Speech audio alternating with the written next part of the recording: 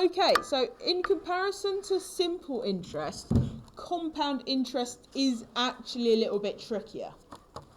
So for compound interest, what we'd do is we'd do 3,500 times the multiplier, so that's 1.041, if you remember from yesterday's lesson.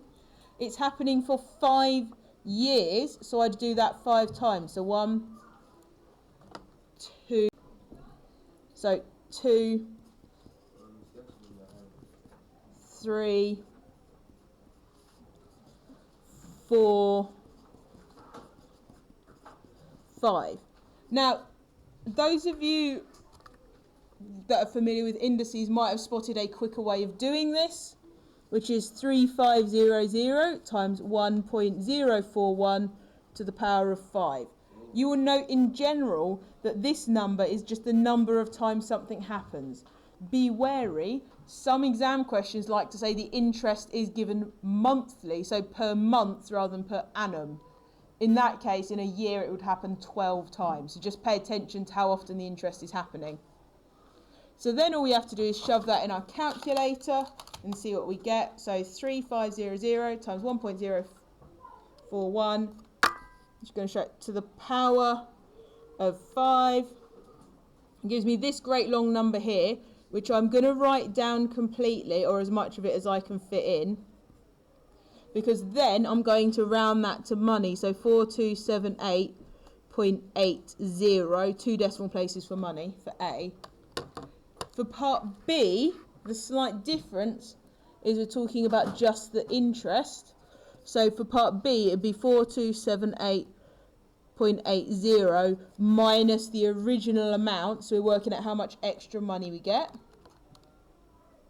So that would be £778.80 for just the interest.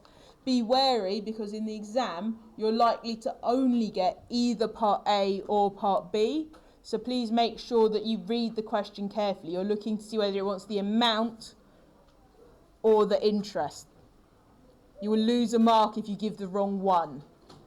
After how many years would the money in the account double? This one's a little bit trickier. So for part C, first you're looking to have, so you'd say double. So you're looking for 7,000.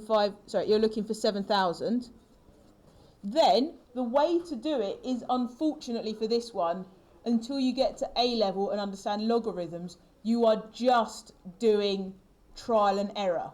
Please do not use logarithms if you do know logarithms, because you won't get the method marks. Just do trial and error. So to do this, what I'd do is I would do 3500 times 1.041, and then I would test the power. So I might try to the power, so I know to the power 5 gives me that, so let me try to the power 10, see what I get. Not big enough yet. Let me try to the power 20, what do I get? 20 is a bit too big. Let me try 15, too small.